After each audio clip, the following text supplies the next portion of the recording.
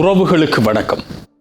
மற்றும் ஒரு வேறு நிகழ்ச்சியில் உங்கள் அனைவரையும் சந்திப்பதில் மட்டில்லா மகிழ்ச்சி. மூவேந்தர் மரபில் இனமும் மொழியும் மேன்மை பெறும் ஒரு பேரரசாக நிமிர்ந்து நின்ற பாண்டிய நாட்டின் தடங்களில் வேர் தேட விளைகிறது இன்றைய நிகழ்ச்சி.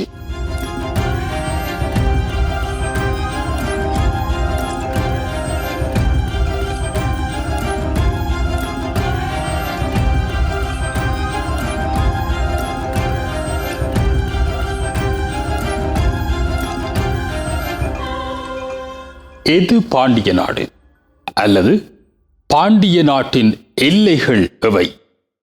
இவை போன்ற கேள்விகளுக்கான பதில்களை இன்று இருக்கக்கூடிய திண்ம ஆதாரங்களை கொண்டு வரையறுத்து கூறுவது அவ்வளவு இலகுவான விடயமல்ல.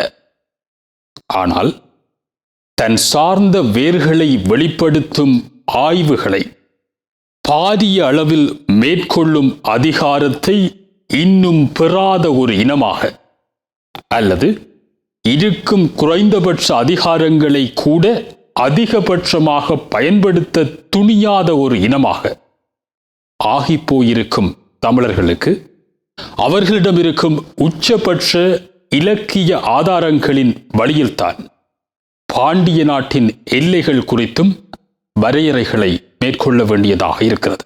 வெள்ளாறு அதுவடக்கா மேற்கு பெருவழியாம் தெள்ளார் புனற்கன்னி தெற்காகும் உள்ளாறு ஆண்டகடல் கிழக்காம் 50 பாண்டி நாட்டெல்லைப்பதி என்கிறது பெருந்தொகை பாடல்.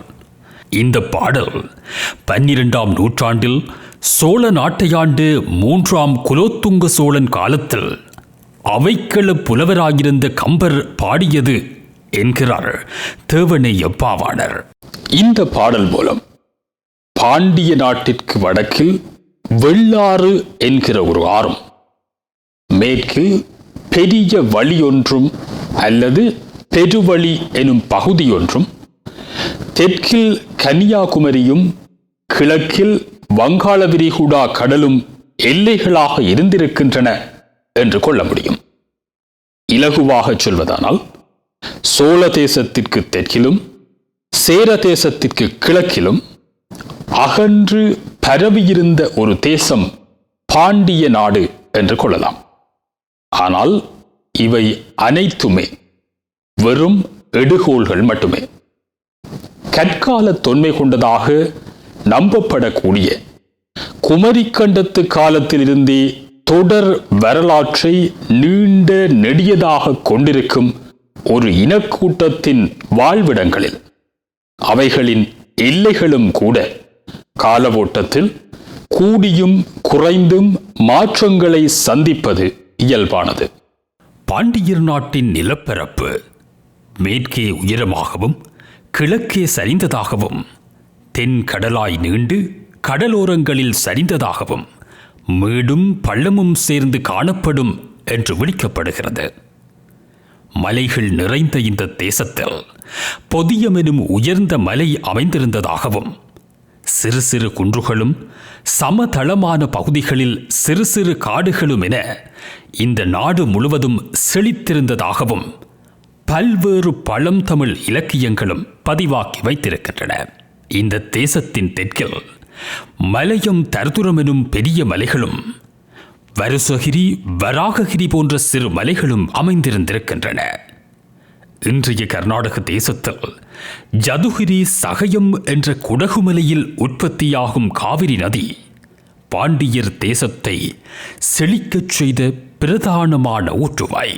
தெற்கில் பொதிகை மலையில் உற்பத்தியாகும் வைகை நதியும் காவிரி நதியும் பாண்டிய தேசத்தை எப்போதுமே வனப்புக்குரியதாகவும் வளத்துக்குரியதாகவும் வைத்திருந்திருக்கின்றன என்பதை உணர முடிகிறது.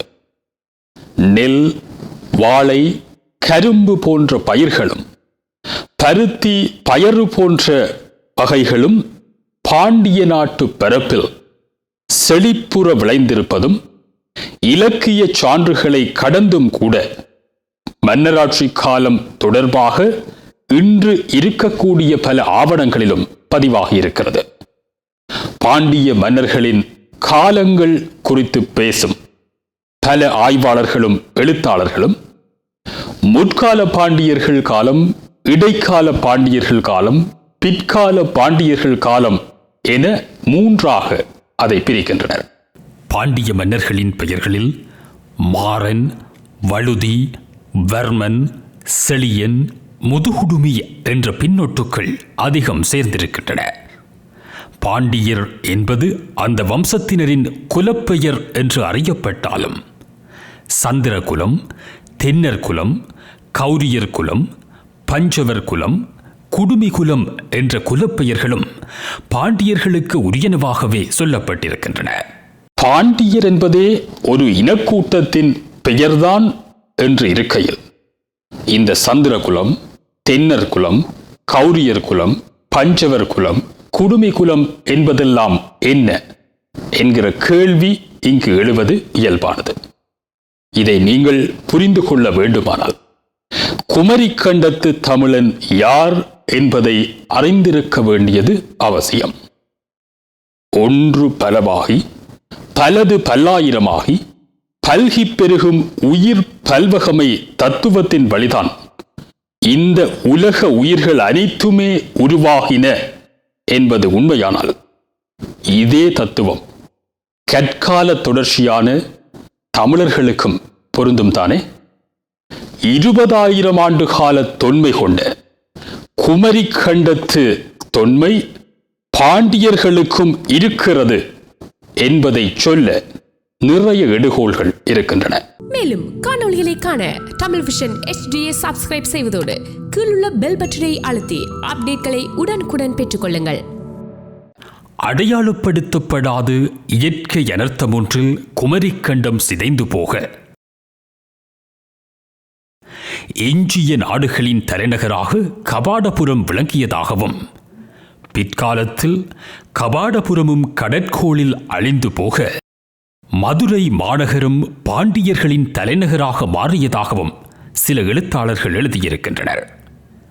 இருந்த போதிலும் எதிர்காலத்தில் நிகழும் கடல் சார்ந்த ஆய்வுகள்தான் இவ்வாறான தகவல்களை நிறுவுவதற்கு உரிய திண்மமான ஆதாரங்களை கொடுக்க முடியும். சங்க காலத்திற்கு முந்தைய சுமார் 20,000 ஆண்டுகள் தொன்மை கொண்ட குமரிக்கண்டத்தில் 72 நாடுகள் குறித்த தகவல்கள் சங்ககால இலக்கியங்களில் பரவியிருப்பதிலிருந்து இந்திய பெருங்கடலில் மூழ்கிவிட்டது என கருதப்படும் குமரிக்கண்டம் குறித்த தகவல்கள் மிகச் சாதாரணமாக கடந்து போய்விடக்கூடியவை அல்ல என்பதை நீங்கள் புரிந்து கொள்ள முடியும். ஏற்கனவே குமரிக்கண்டம் குறித்த விவரண காட்சி தொகுப்பொன்று ஏற்கனவே இவற்றை பற்றி அதிகம் பேசியிருப்பதால் மீண்டும் அவற்றை பேசுவதை தவிர்த்து குமரிக்கண்டம் தாண்டிய சங்ககால வெளிக்குள் பயணிக்க நினைக்கிறோம். குமரிக்கண்டத்திற்குள் இன்னும் சில நிமிடங்கள் தரித்திருக்க வேண்டும் என்று நினைப்பவர்கள் டிவிஐ தொலைக்காட்சியின் உத்தியோகபூர்வ யூடியூப் சேனலில் பதிவேற்றப்பட்டிருக்கும் குமரிக்கண்டம் குறித்த விவரணத்தை மீண்டும் ஒரு முறை பார்க்க முடியும். சமயம் சார்ந்த பல்வேறு புராணங்களும் தமிழ் இலக்கியம் மற்றும் நாட்டுப்புற கதைகளும் கூட பாண்டிய மன்னர்கள் பலருடைய இருப்பையும் அவர்கள் வரிசை வரிசையாக பதவியேற்றதையும் கூறுகின்றன. சைவ சமயத்தவர்களின் மூல கடவுளான சிவபெருமானின் திருவிளையாடல்களை விவரிக்கும் புராணங்களில் 70க்கும் மேற்பட்ட பாண்டிய மன்னர்கள் அடையாளப்படுத்தப்பட்டிருக்கின்றனர். நற்குடி வேளாளர் வரலாற்றில் 203 பாண்டிய மன்னர்களும், இறையனார் அகப்பொருள் நக்கீரனார் உரையில் 197 பாண்டிய மன்னர்களும் அடையாளப்படுத்தப்பட்டிருக்கின்றனர். சைவ சமயத்தவர்களின் முழுமுதற் கடவுளான சிவபெருமானுக்கும் மலையத்துவச பாண்டிய மன்னன் ஒருவரின் மகளான மீனாட்சிக்கும் திருமணம் நிகழ்ந்தது மதுரையில்தான் என்பதும், சோமசுந்தர பெருமானாக சிவபெருமானே முதல் தமிழ்ச்சங்கத்தை தொடங்கி வைத்தார் என்பதும் இந்த புராணங்கள் சொல்லும் கதை. இந்த கதைகளின்படி மீனாட்சி பெரும் படையோடு இமயம் வரை படையெடுத்துச் சென்றாள் என்பதும் அதன் வழிவந்த வழிமுறையர்தான் மௌரியர்கள் என்ற கருத்துக்களும் கூட சில நூல்களில் எழுதப்பட்டிருக்கின்றன. புராணங்கள், இதிகாசங்கள் போன்றவற்றை வரலாற்று ஆவணங்களாக ஏற்றுக்கொள்ள முடியுமா என்ற கேள்விகளை எல்லாம் ஒருபுறம் ஒதுக்கினால், இலக்கிய சான்றுகள் பேசும் பலவற்றை புராண இதிகாசங்களும் பேசியிருப்பதும், இவற்றிற்கு இடையில் ஒத்திசைவுகள் இருப்பதும், சில மாற்றுக் கருத்துகள் இருப்பதும் கூட சிந்திக்க வேண்டிய விடயம். சரி, இலக்கியங்கள், புராணங்களை தவிர்த்து நிகழ்கால வேறு எந்த ஆவணங்கள் பாண்டியர்களின் தொன்மை குறித்து பேசியிருக்கின்றன என்ற கேள்விக்கு இன்றைய உலக நாடுகளில் ஆய்வாளர்களால், எழுத்தாளர்களால், வரலாற்று ஆசிரியர்களால் அதிகமாக உசாத்துணை செய்யப்படும் முக்கிய உலக நாடுகாண் பயணிகளின் பயண குறிப்புகள் சில ஆபத்தாண்டவராக எமக்கு உதவுகின்றன. கிறிஸ்துவிற்கு முன் 300ஆம் ஆண்டளவில் மெகஸ்தனஸ் இந்தியா வந்த போது பண்டையா எனும் அரசி பாண்டிய நாட்டை ஆண்டு கொண்டிருந்ததாக அவர் தனது பயணக் குறிப்பில் எழுதி வைத்திருக்கிறார்.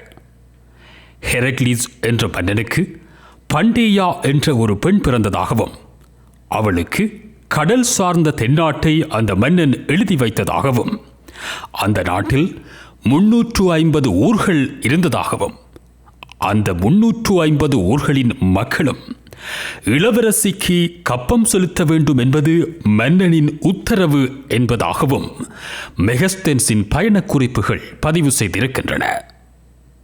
கிறிஸ்துவிற்கு முன் 60ஆம் ஆண்டுகளில் நிக்கலஸ் டமாஸ்கஸ் மற்றும் ஸ்ட்ரேஃபோ ஆகியோரின் பயணக் குறிப்புகளில் மதுரையை ஆண்ட பாண்டிய மன்னன் ஒருவன் அகஸ்டஸ் மன்னனுக்கு தூதனுப்பிய விடயம் பதிவாகி இருக்கிறது. சங்கம் வைத்து தமிழ் வளர்த்த பாண்டியர்களின் சங்க காலத்திற்கு முந்தைய வரலாற்று தகவல்களே இவ்வாறு கொட்டி கிடக்குமானால், சங்க காலத்தின் பின்னான பாண்டியர்கள் குறித்த தேடல் எவ்வாறான சுவாரஸ்யங்களை கொடுக்கும் என்கிற ஆர்வம் உங்களைப் போலவே எங்களுக்கும் நிறைய இருக்கிறது. இருந்தாலும் தேடல்கள் குறித்த ஆர்வத்தை தொடர்ந்தும் தக்க வைத்திருங்கள் என்ற வேண்டுகோளோடு இன்றைய நிகழ்ச்சியை நிறைவுக்கு கொண்டு வருகிறோம். பாண்டிய நாட்டு தடங்களில் வேர் தேடும் எமது முயற்சி அடுத்தடுத்த வாரங்களிலும் தொடரும். மீண்டும் சந்திக்கலாம். அதுவரை வணக்கம்.